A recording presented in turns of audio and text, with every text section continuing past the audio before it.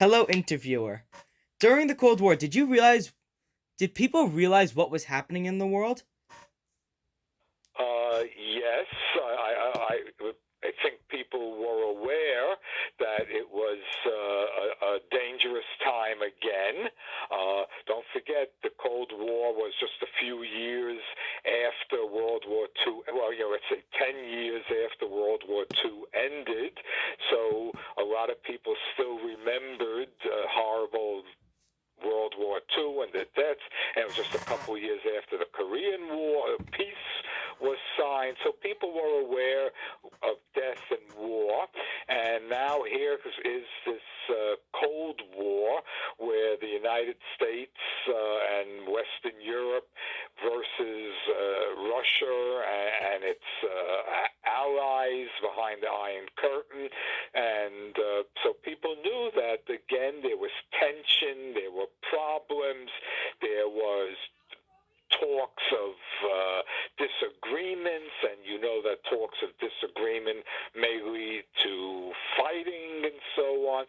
So I think people were aware of it, and at that time, television was really becoming very big in the 50s. So the news, a lot of people watched the news, and this was in the news all the time, what Russia was doing, what the United States was doing, and the tensions that it presented. So I do believe people were quite aware of the problems now and just hoping it would not lead to a new fighting, a new war after World War II and the Korean War over the past previous 10 years. So I do think people knew about the tensions going on. Did people know exactly what was the progress of the war? Were people did people understand what was happening, when it was happening, and where was it happening? Or is it kind of the government did whatever they want and people were not aware? The Cold War, right? Yes, the You Cold mean, War. right, Michael? Yes. Yeah, the Cold War. Again, I think people were aware of whatever was being put on the news, let's say the radio, the television. And at that time, unlike today, people read newspapers. There were many newspapers. Today, there's not that many newspapers. So people read the papers and read what was in the papers. So what was in the papers, if let's assume the papers were getting all the information, which is probably not correct, but people knew what was being on the news, what was in the newspapers, what was being presented to them, what was going on, fighting in the United Nations, the ambassador to Russia saying this, the ambassador to the United States saying this, those type of things. And then each of the Russia and its allies trying to get more allies, the United States and the West trying to get more people to join them and agree with them and so on. So I do think people were relatively aware of what was going on. The issue was how much information was being released by the United States government and so on for people to know. And I don't believe too much was being released by the Russian government for their people to know. Are you familiar with the doctrine of MAD? Yes, I believe MAD stands for Mutual Assured Destruction, and I think it was developed in because of scares of if a war was to go on, this was not be like other wars with armies and navies. It would be a war of nuclear war. And since nuclear bombs are very destructive and destroy everything within a certain distance of where they land. The idea was that a war between the United States and its allies, Russia and its allies, would become a nuclear war, and each of those groups would destroy each other, mutually destruction. And while that's, of course, frightening and very scary, the hope of many people, including myself, was that the leaders of the West, the United States and its allies, Russia, would understand that a nuclear war would lead to mutual destruction, and they would be wise enough to not have a nuclear war which will result in destruction of everybody. And so that might hopefully prevent a war from happening, or if a war, not a nuclear war. And I think that was the idea behind that doctrine. So going back to even during the war, before the war, was there a big thing people would do just to pass the time for fun? Well, of course, of course. I mean, life goes on. People were working. Obviously, the economy was pretty good shape. Let's say in the late 50s, early 60s, because the aftermath of World War II, factories were built and things were being built again. A lot of people were getting married. The soldiers came home.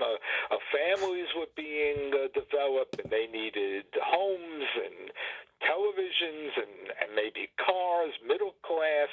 So it was a prosperous time in general in the United States. And so people did whatever they did. Young people went out on dates. Middle class people had family and friends over. They joined a bowling league. In New York, we argued which was the better team, the Giants, the Mets. Not the Mets were not there. The Giants, the Dodgers, the Yankees.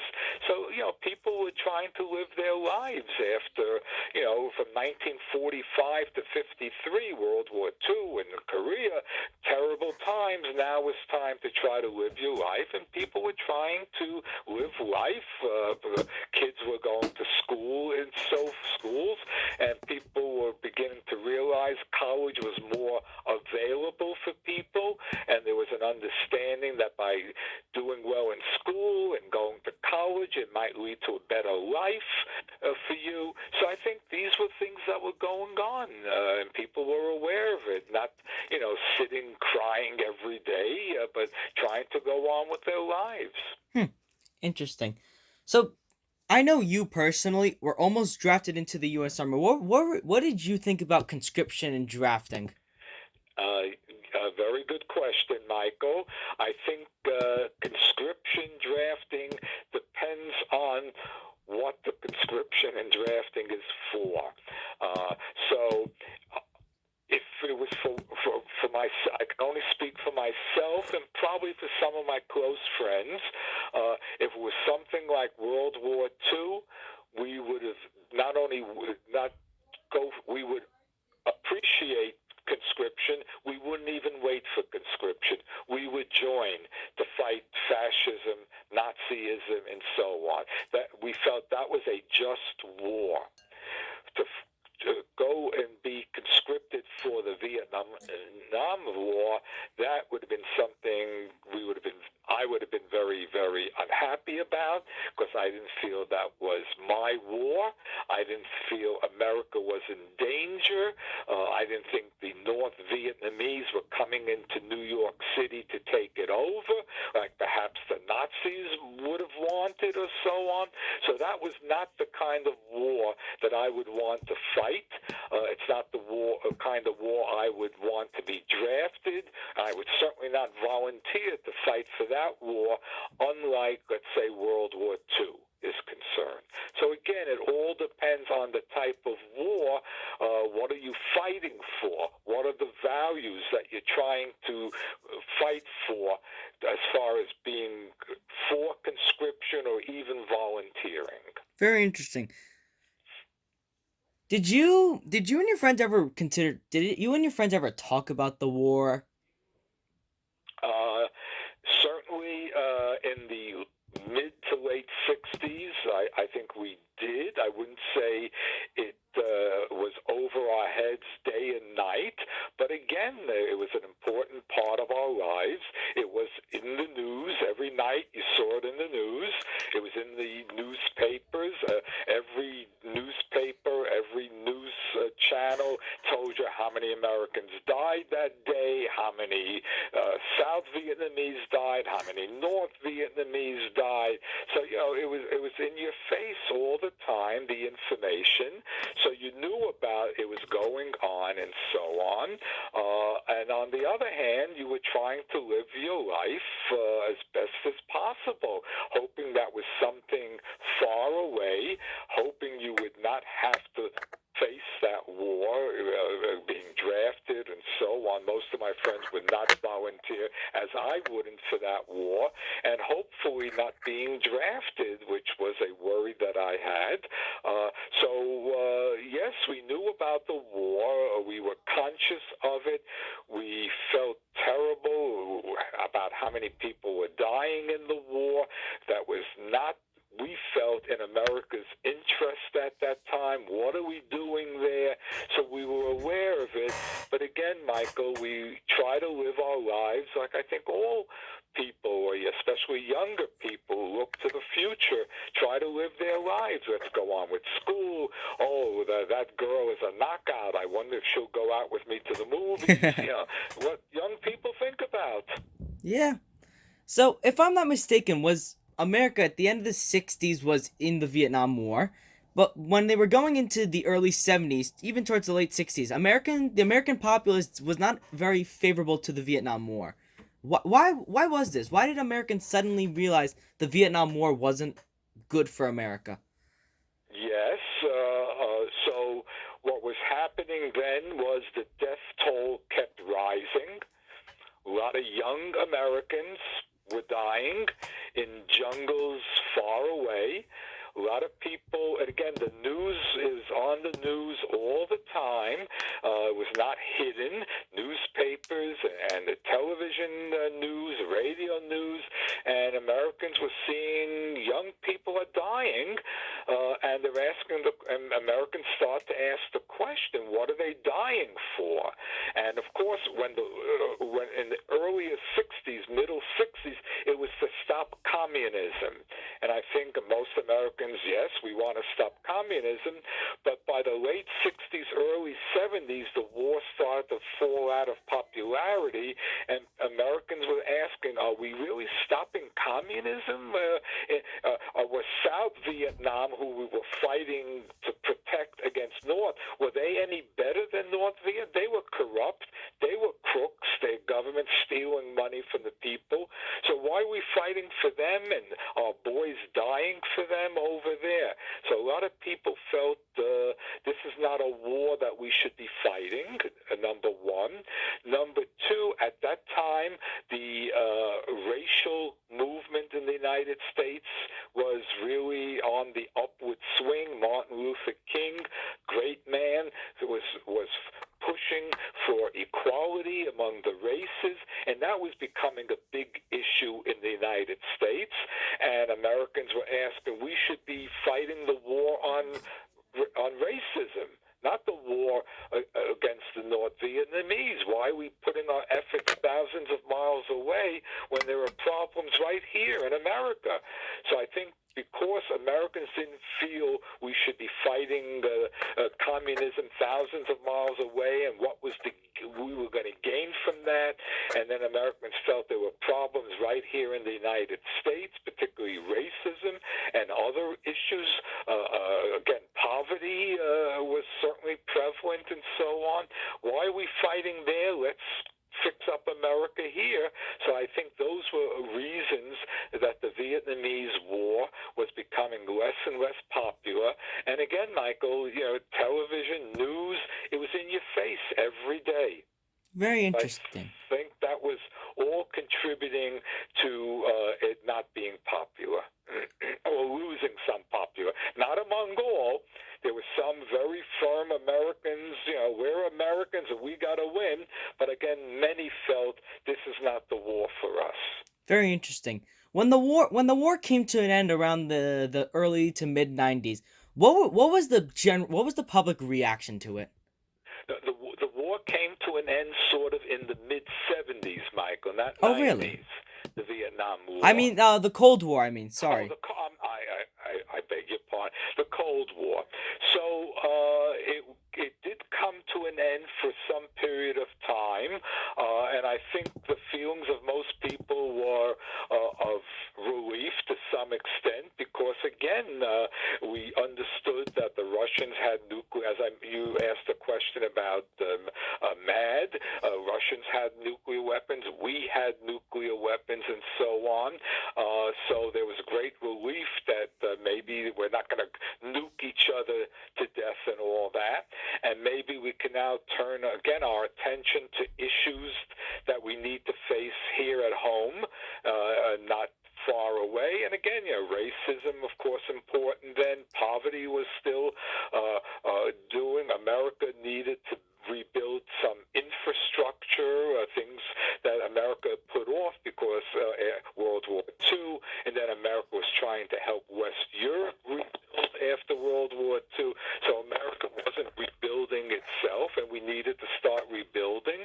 And by sort of getting a pause in the Cold War, we would be able to help rebuild America, help maybe stamp out poverty, help bring about equality for all. I mean, this was a hope for many people, and we could just stop threatening one another, and school kids didn't have to go under a desk, for like a siren in case a war would break out. I think there was a lot of relief at that, and now we could turn our attention to America, building America, and again, young people could focus on schooling, job markets. We can ask, hey, cute girl, will she go out with me? Things like that. So I think it was a relief that the immediate threats might have been dampened. I don't know if everyone felt it was over, but might be dampened and less chance of war. And that allowed people to go back living their lives and their families and so on, and just catching their breath a little bit. That's what I think. So that brings me to my last question. The point you made. Some people did not believe the war was truly over. Me personally, I do not think the war is over. I think it's still going on. What do you think with your personal opinion? What do you think? Do you think the war is over? No, of course it's not over. If you even then, I think many of us didn't think it was over. We thought, okay, maybe the threat of immediate war is lessened and over, but we knew there's still going to be politics. There's going to be attempts by the United States, and at that time NATO was formed with Western Europe to sort of dominate the Soviet Union and their allies, and the Soviet Union and their allies. But the Iron Curtain would try to take over dominate Europe. So we all knew that these things would still be going on. There would be competition, but the threat of war seemed to have been lessened, especially, again, nuclear war. And I think, is it over? I think we could see today it's not over. There remains tremendous conflict between the United States and Russia. There's no longer a Soviet Union, but Russia does have some allies. The United States, Western Europe is less powerful today, and so on. But again, we still see conflict. We see at the UN, United States and Russia vying for allies, voting against, let's say, Russia and its allies voting against the United States and NATO, the United States and NATO voting against Russia, Red China. So we still see there is conflict, but that conflict...